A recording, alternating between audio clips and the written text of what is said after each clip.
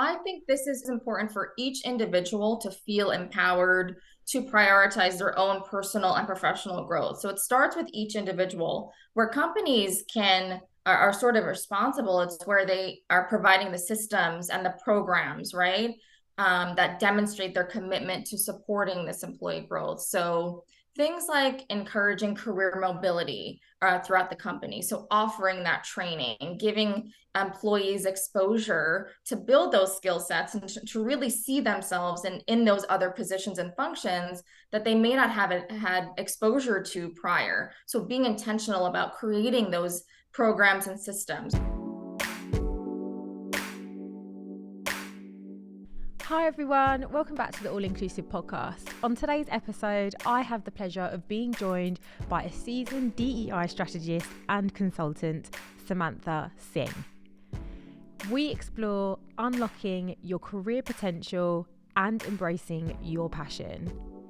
In the episode, Samantha highlights key elements, including having a clear career vision, leveraging organisational support, the transformative impact of employee resource groups, also known as ERGs, building resilience to overcome challenges, and navigating the dynamic realm of DE&I. As always, before jumping into the video, make sure to hit that subscribe button, turn on your notification bell, and follow on your favourite podcast platform so that you never miss an episode. That being said, let's jump in. Hi, Samantha. Hi, Natasha. How are you doing? I'm so good. I'm good. So let's kick things off. Tell our listeners a little bit more about you and your journey to where you are today. Yeah, so I'm so happy to be here. So thank you so much for having me. I have been working as a diversity, equity, and inclusion consultant since about 2019. I have been fortunate enough to work with organizations to create more inclusive cultures and really welcoming DEI into their existing processes and systems. And so today I am in a position to do work that is fulfilling for me and that I feel is impactful and where I can be of service to others. But it was quite the journey to get here. So I actually started my career in finance. So I have an undergrad accounting degree. I worked for large financial services firms for a few years after college.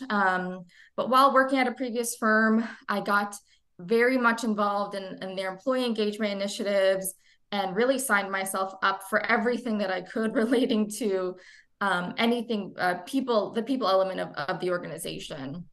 And so it was through those experiences that I started to notice how much more passionate I was in those meetings and working on those initiatives than I was with my actual job function.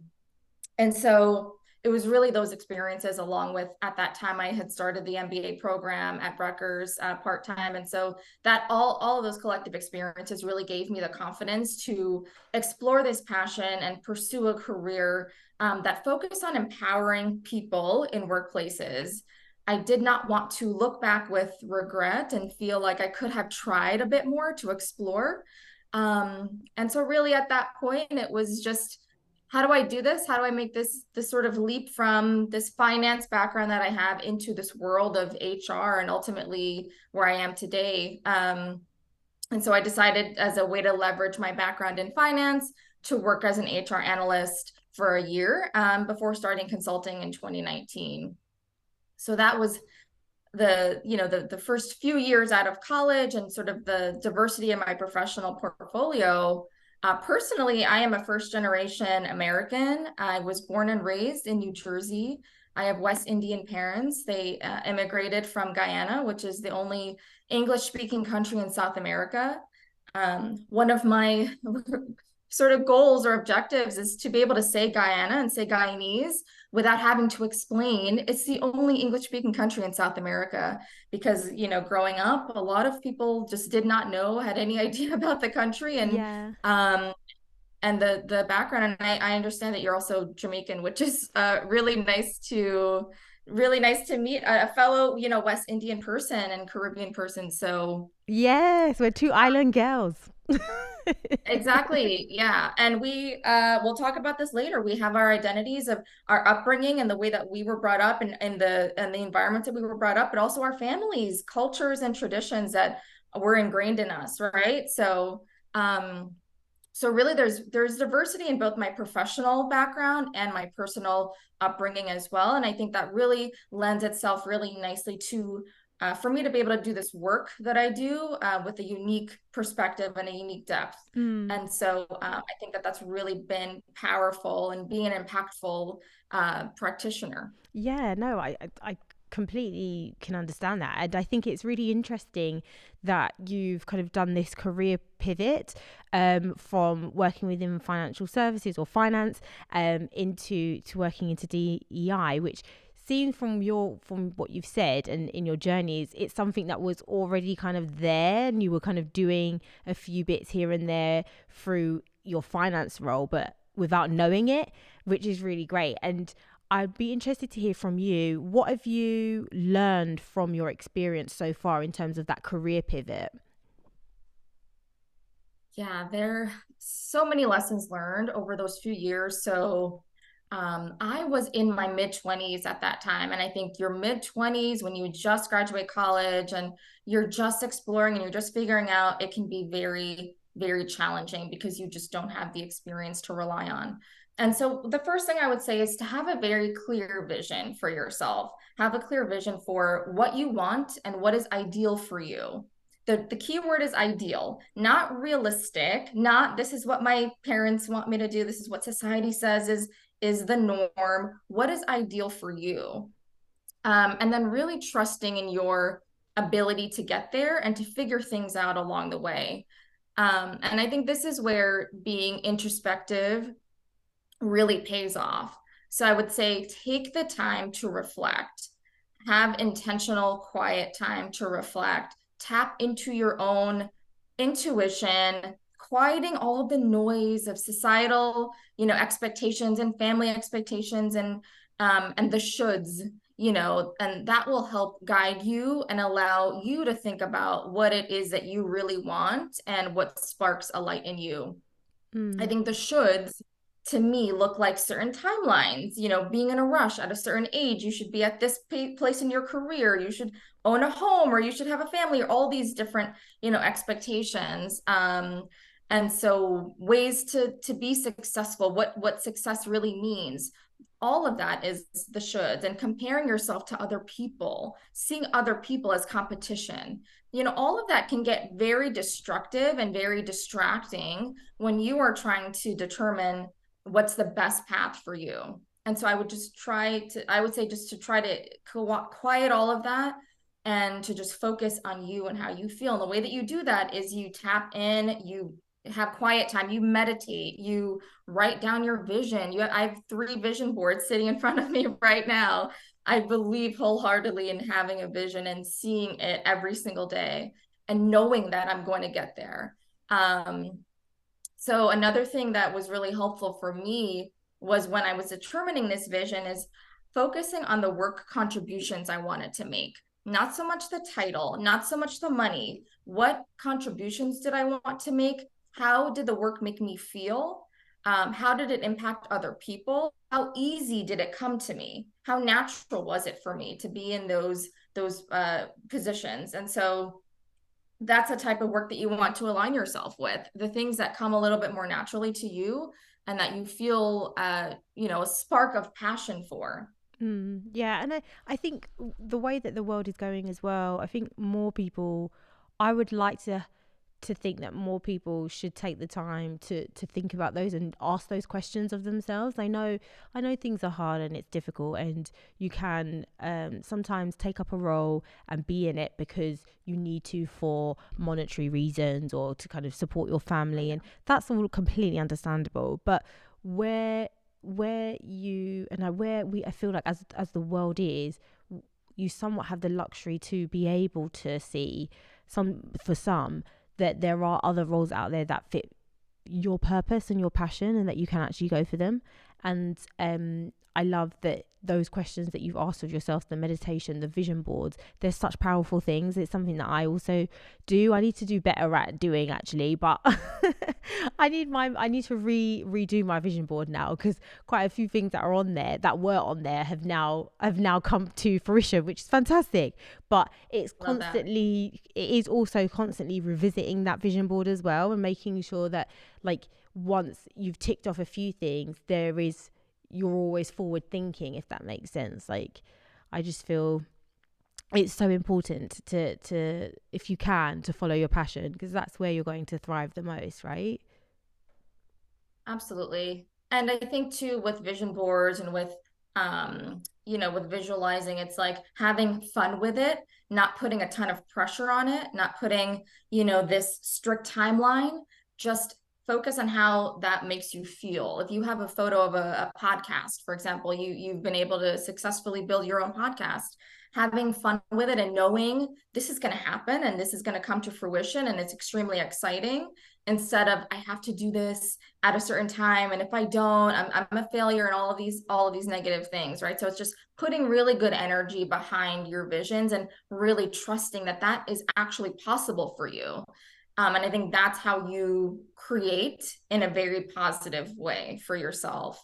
um, what I used to do, an exercise that I found really helpful, was I used to write down some of the feedback that I wanted to receive, the way that I wanted people to receive me. So ask yourself, what do you want your manager to say about you? What do you want your colleagues and your clients and the people that you serve to say, what their experience is like working with you? What are the qualities that you have? And so things like reliability, and she's consistent, and she's knowledgeable, and passionate, and she's dedicated, and we really value her, we really respect her, she's trustworthy. All of those were key words and key feelings that I wanted to feel.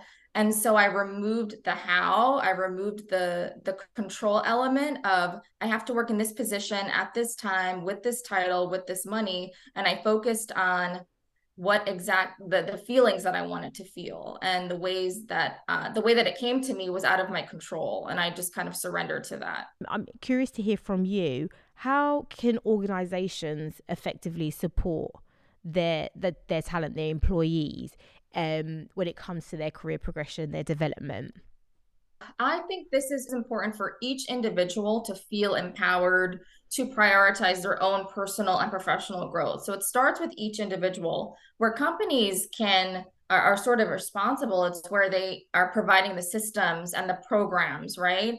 That demonstrate their commitment to supporting this employee growth. So things like encouraging career mobility throughout the company. So offering that training, giving employees exposure to build those skill sets and to really see themselves in those other positions and functions that they may not have had exposure to prior. So being intentional about creating those programs and systems, right?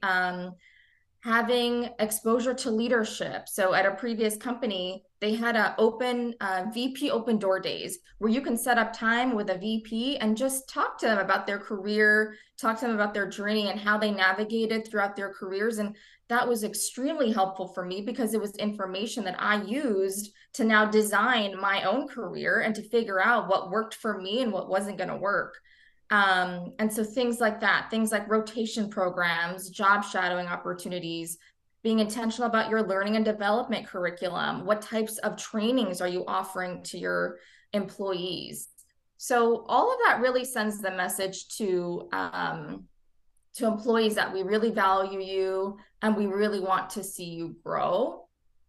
In this work that I've done, I think it's really important for every organization to start with do a culture assessment, try to understand where they are on their DEI journey, where are their pain points, where they could enhance inclusion along that employee life cycle. So by doing focus groups and company-wide surveys and interviewing leadership, these are all really effective ways to gather information and for you to determine what is that next step, right? What is the best tailored solution for this particular organization? I mentioned doing a deep dive into key employee lifecycle processes. So hiring process, are there biases that exist in the interviewing process? Are managers equipped with the knowledge of biases that exist when they're interviewing candidates for their team? Are their job descriptions up to date with more inclusive language? All of those are examples of how to start to dig a bit into key employee lifecycle processes. And recently I did a promotion analysis. This is really interesting. Mm, Looking at your promotion data over the last 3 years, what does it tell you? Are those in marginalized communities being promoted less frequently than those in the dominant group? Are there inconsistencies or biases in the promotion process? Is the criteria followed by every single department in the organization? Or are there opportunities to develop a more consistent promotion process? So there's greater risk of subjectivity, right? When there is a lack of equity in departments where the promotions do not follow those criteria, where maybe directly the manager's directly promoting without following a certain criteria. So all of those things will be determined and uncovered with this deeper dive into these systems and processes. So that would be extremely helpful for any organization to understand, wait, we do have these inconsistencies and some biases exist, and we really didn't even know until we did this deep dive. mm.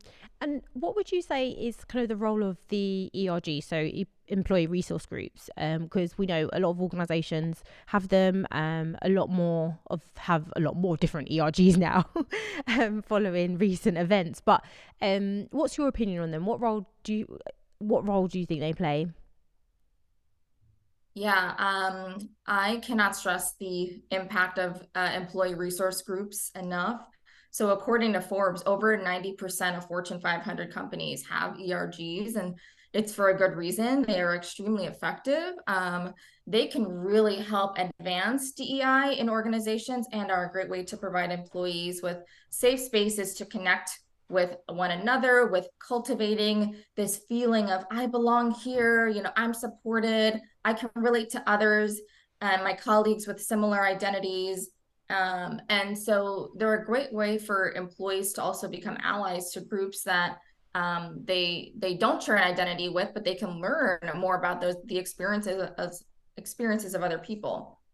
Um, some of the key benefits I would say of joining an ERG are the career development opportunities, of course, internal networking. You get to, connect with your colleagues and really get to know leaders and people in positions of managing people that you may not have had exposure to within your role. This sense of community building, again, this feeling of belonging, and you're really able to connect with other people. So depending on the needs of the membership of the group, they can hold educational and skill building workshops, celebrate cultural holidays. They can bring in speakers to share their experiences as well. So there's lots of benefits for members. And I think for those leading ERGs, the development opportunities are tremendous because you are now leading a group of passionate and involved people, really taking on a role where you're able to build skills and flex some muscles that you may not have had a chance to do in other roles. So there's the exposure, the mentorship, and the coaching as well from the executive sponsors. If you have exec sponsors who are involved and who are committed, they can really offer you great guidance and great mentorship as you play that role, and again, as you navigate through your career and as you continue to work within the company. So it's a great opportunity for those leading. It's a rewarding experience.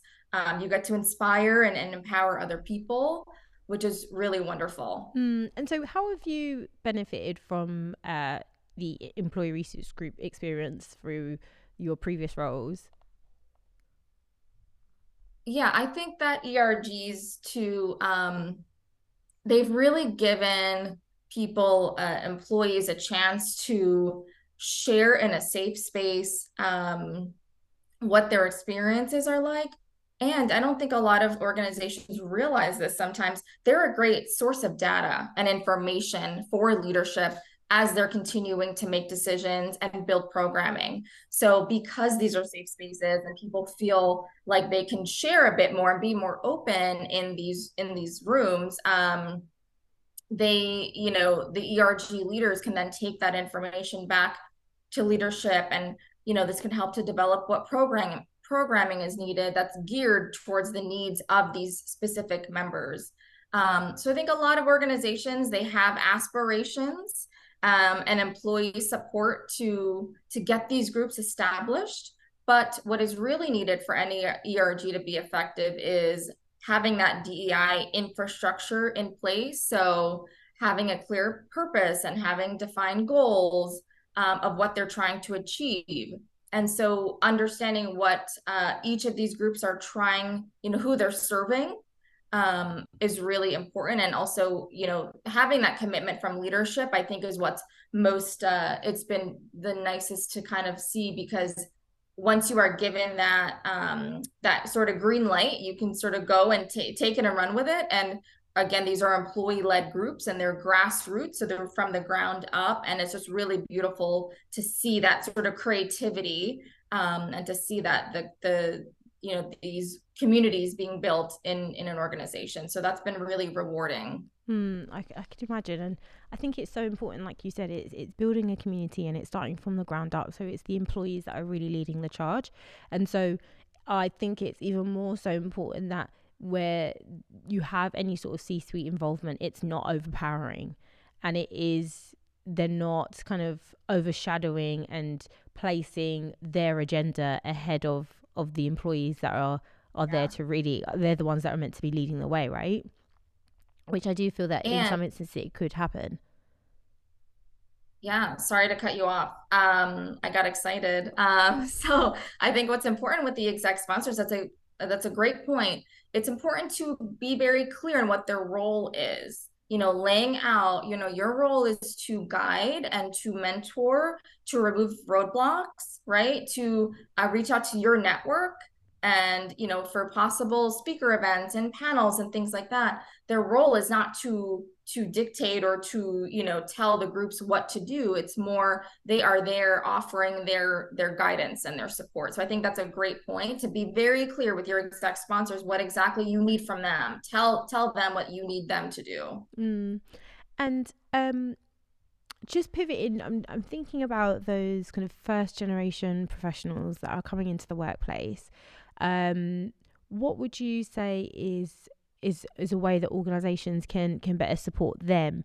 Because I think the way that the times are going and things are changing, ever changing, I'm interested to hear your take on what organizations can specifically do to guide those first gen professionals.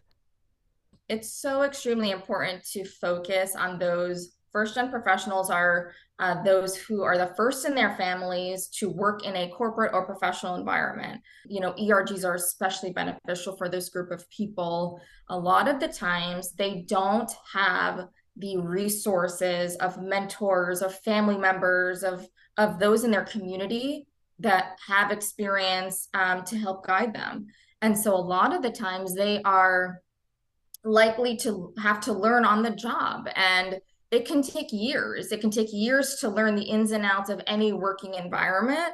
If you're, in your early, just graduating college and you're just in your early 20s, by the time you sort of make it to, 3 or 4 years in, you're just now learning, oh, that's what I have to do. Oh, that's how I have to sort of climb this ladder. And so you're at a disadvantage. And there's just the feeling of you being the only. Employee resource groups help help these individuals benefit with the support that they provide, and again, the development opportunities, the mentorship, having someone to talk to and relate to, someone that's more experienced that can just help guide you a bit as you are just moving through that stage. It's a very temporary stage, but it's really offering the support through that stage so that you can get through it in a way that's not going to leave you feeling depleted. So to organizations that invest in and really pour into those first earlier on in their careers, but also those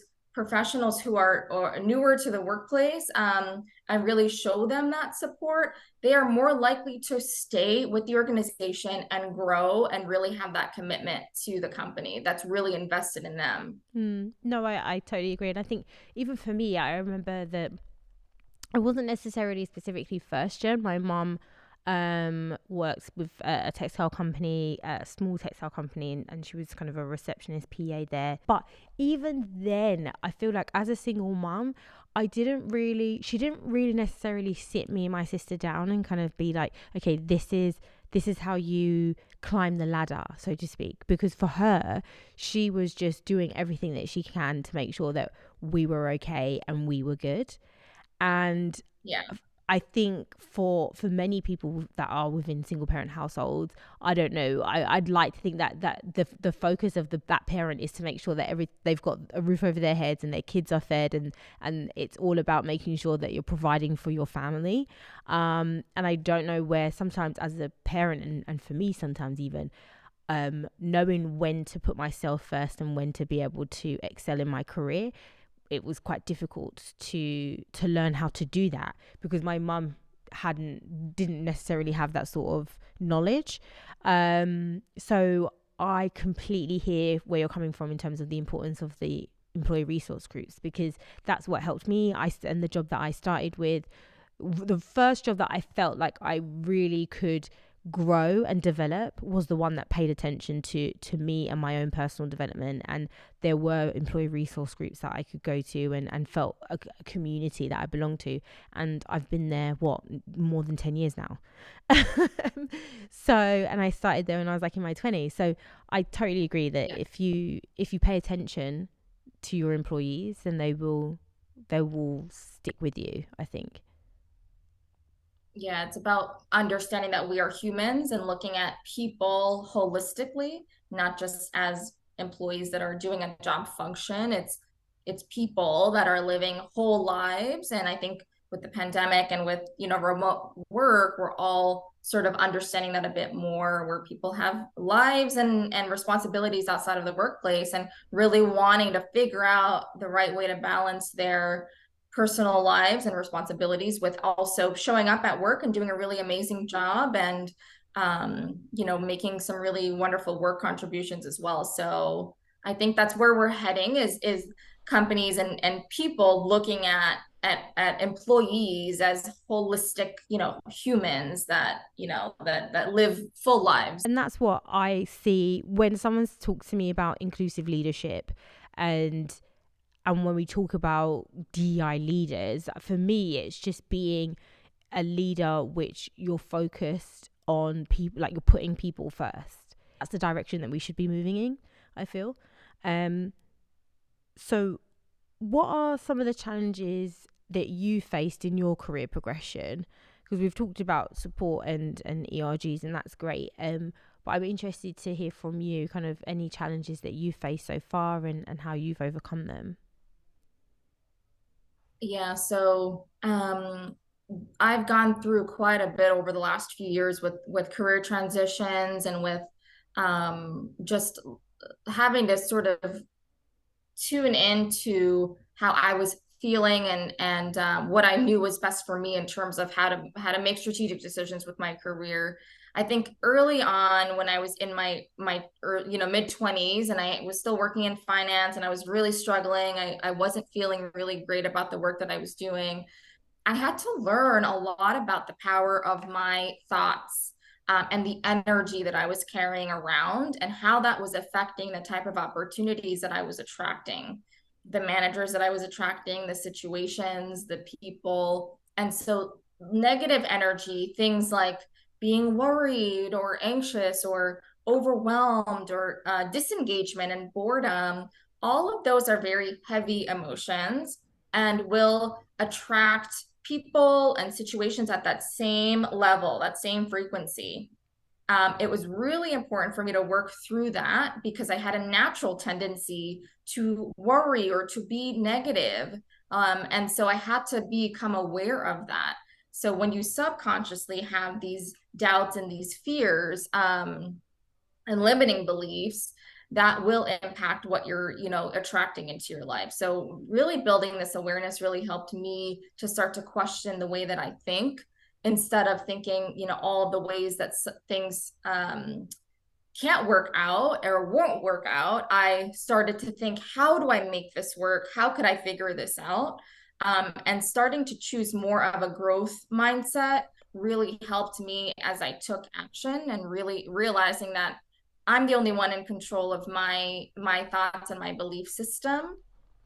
Um, you mentioned this about navigating life, as I understand you're in the UK, but for me, as a first generation American, growing up with immigrant parents, there's so much conditioning, and I having to forge an identity that encompasses the values and the traditions that I was brought up with, while also figuring out who I am and what feels authentic to me. I had to first become aware of those conditioned beliefs, and expectations and the pressure that's placed on you, and sort of unlearn that. So redefining what success means to me, determining my own personal identity. I realize, it's funny that you mentioned this. I realize what a privilege and a luxury it is for me, being the child of immigrant parents, to be able to search for that purpose and that meaning and fulfillment, when my parents were tasked with the job of survival. Mm. And just, they're just trying to survive and trying to raise their kids, and make sure that everybody's okay. And so I felt like I was, I'm tasked with that self-actualization. So that tiny triangle at the top of Maslow's hierarchy, when a lot of people are in that bottom layer of just survival, just sort of the basic needs, I understand what a privilege it is for me to now be at the top of the hierarchy, and to be searching for that, or to even have an opportunity to think and to dream big for myself. And so honestly, I felt this obligation and this responsibility to do something with the opportunities that I was given, that were so different than the opportunities given to my parents. And so I owed it to myself and to the sacrifices that my parents made to really start to question the conditioned beliefs, question what my idea of happiness and success was, because it wasn't it. And when I was working in finance, it just wasn't it for me. Mm. And instead of staying stuck there, I had to sort of do the work to figure out, what it is. I also think a huge challenge for me, this is very common in the AAPI community based on culture. As a 20 something in my mid 20s, I found it really challenging to advocate for myself, to highlight my accomplishments, to communicate what my experiences were. I didn't even know that it was a thing that's very, very common in Asian cultures. It didn't feel natural to me or comfortable for me to speak up for my experiences, or advocate for myself, talk about the work that I was I doing. know. It is It's so so strange, isn't uncomfortable. it? It is like literally, I think, because for me as well, it was really weird. Like every time I would dread every time the annual review. Do you know, when like, and everyone's got to write Yeah. like your annual review to your manager, and you basically just have to write an essay about how amazing you were for the whole year. And to me, it was like torture, because I just don't, that's just, I don't know. There was just something about it that I just couldn't really wrap my head around. And I found that when I looked around the room, so many other people that necessarily weren't like me, came from my cultural background, found it so easy to do. And I just wondered, I was like, oh my gosh, like, why can everyone just so easily do this? Like, is it me? Like, I don't understand. But yeah, I think for me, it was very much a case of like, because I hadn't grown up with something like that. Like, we weren't, I wasn't taught like, you need to speak up, you should advocate. I was more so taught, do a good job, keep your head down, and Yes. someone at the top will tap you on the shoulder and be like, great Absolutely. work, Natasha. And now I've had to unlearn that and be like, no one's tapping me on my shoulder, I can't wait for the tap, I have to go get it. No. And it's really believing that your hard work will somehow speak for itself, and your Yeah. dedication will speak for itself. again, it takes years to learn, oh, wait, this isn't how it works. And you have to build that skill set. That's a skill. Communication is a skill set. And so, I had to learn, like you, over years, not only how to communicate and speak up for myself, but how important it is for advancement. And so, a lot of folks with, immigrant families, or, just the way that we were brought up, their guidance is really wonderful, and it's intended to protect you and to make you successful, but it does not directly translate to how workplaces operate. Um, and so that's extremely, that was a very challenging one for me. And I think the last thing I'll say here is this is a fear-based decision. So when I was switching my career, just people around me, coworkers and classmates and friends at the time would sort of share their opinions on why I shouldn't do this, or you can't do that, or you can't get a job doing this, you can't make money doing this, and all of these negative, fearful thoughts. It's extremely important for you to not make decisions based on fear. I think a lot of people get stuck because of the fears that they have, and they end up making decisions from that place of fear and not even realizing it. Fear can show up as limiting beliefs. It can show up as, thinking of all the ways something cannot work out instead of all the possibilities that exist. Fear is, what are people going to think? Focusing on societal norms and cultural norms to dictate your decisions and how you choose to live your life. It's not allowing you to dream big and think big for yourself and staying stuck.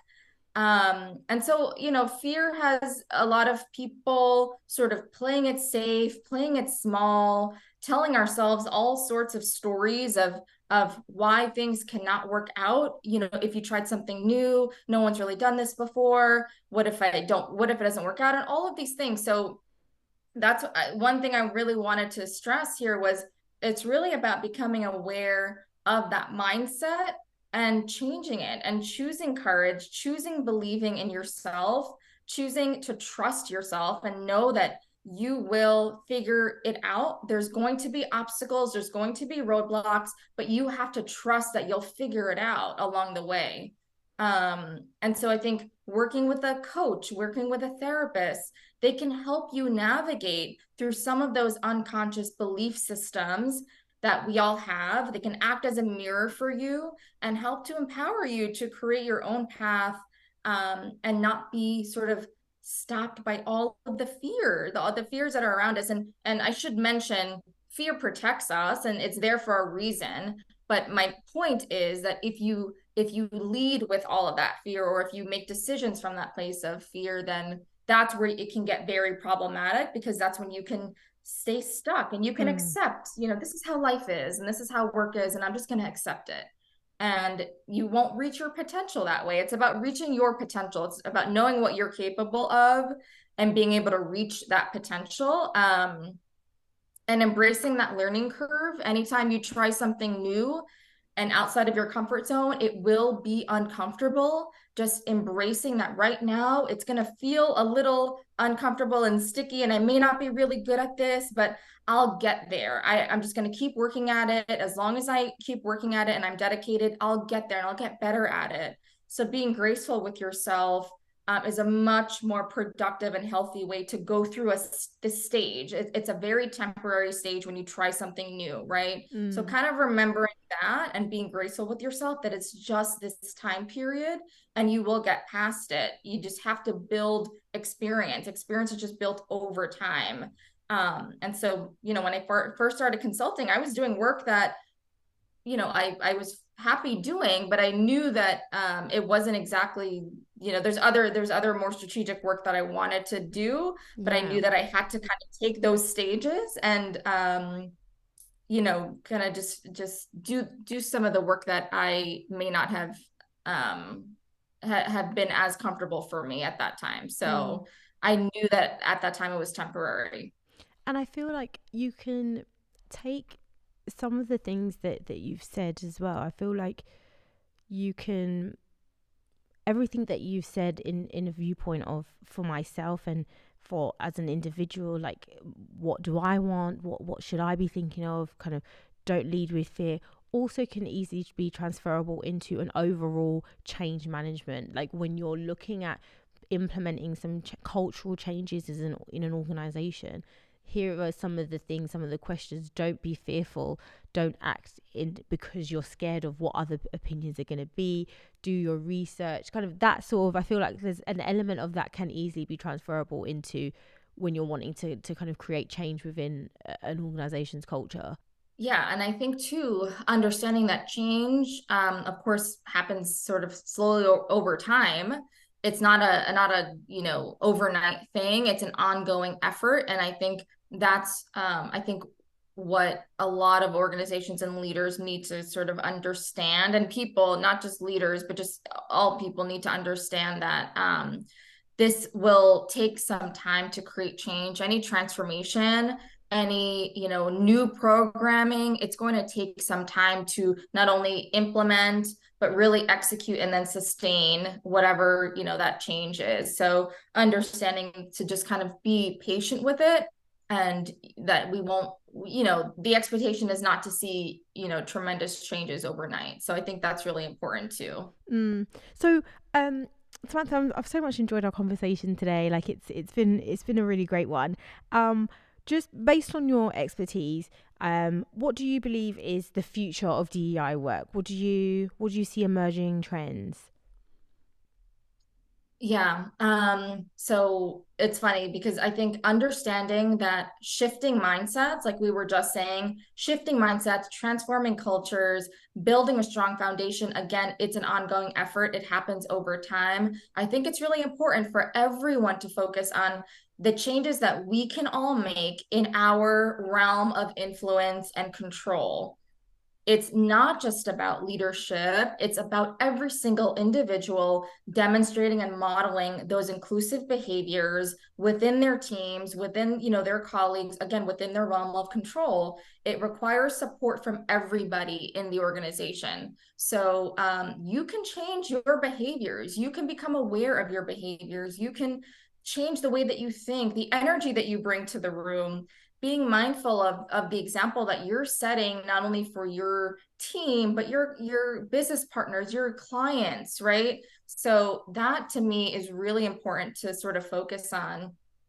I also think having DEI integrated into an organization's overall business strategy, goals, objectives, instead of having it being viewed as sort of this separate special initiative, this island on its own, right? It's sort of integrated into the organization's key business objectives, and understanding that there are many dimensions of difference that make up a person. You and I just talked about a bunch of them, culture and upbringing and things like personality. I'm very introverted and I need time. After this call, I'm going to go sit by myself and just kind of recharge, right? Yeah. So, personality, working style, things like that. So, focusing on the optics of simply race and gender, which a lot of organizations do, without addressing and becoming aware of the other differences that we all have, you're really, limiting your perspective to just the sort of on the surface optics of race, ethnicity, and gender. So I think understanding, having a broader understanding of what diversity really means, I think that is extremely important. And then I think approaching this work with positivity and openness, this is hard work. This is very deep work. It's very challenging to build strategies that are tailored for an organization and that will sort of survive for a very long time. So focusing on what is the greatest good for all, focusing on what is the greatest good for this organization that you're working with, the people that work here, the leadership team, how do you create the positive change and invite this inclusivity into this particular organization's systems and processes and culture. So when I approach this work, it's extremely important for me as a practitioner to remove my own ego, remove myself and my past experiences that I've had, and offer my sort of a clean slate of my professional advisory and support and guidance. Because if I bring my own grievances or whatever it is that I have experienced in my career, and I create programs because of that one manager that I had a very hard time with, it's not doing the service that this organization deserves, and I'm not being the best professional that I could possibly be. And so it's really about, again, these are hard things to be aware of, right? Yeah. Because it's hard to sort of catch yourself like, wait, I'm being really emotional right now about this. Why is this triggering me a little bit? And it's Mm. because of your past experiences, and sort of working through that on your own. And when you do show up for clients and organizations, showing up as this, not projecting your past experiences onto the clients that you're working with. So I think that's really important too. Mm. Well, Samantha, thank you so much again for this wonderful conversation. And for anyone who is listening out there, before you do leave us, what's the best way for them to connect with you? Yeah, so my LinkedIn page, it's Samantha Singh, or my website is samanthasinghconsulting.com. Oh, fantastic. Well, I will make sure that I will be putting links to both of those below. So whoever is listening is able to reach out to you and kind of get more information in relation to the consulting that your services that you're offering, because they are going to be fantastic, and they're going to be definitely worthwhile.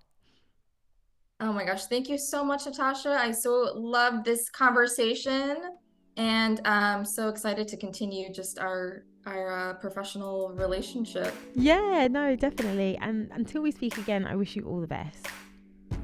Thank you. Likewise.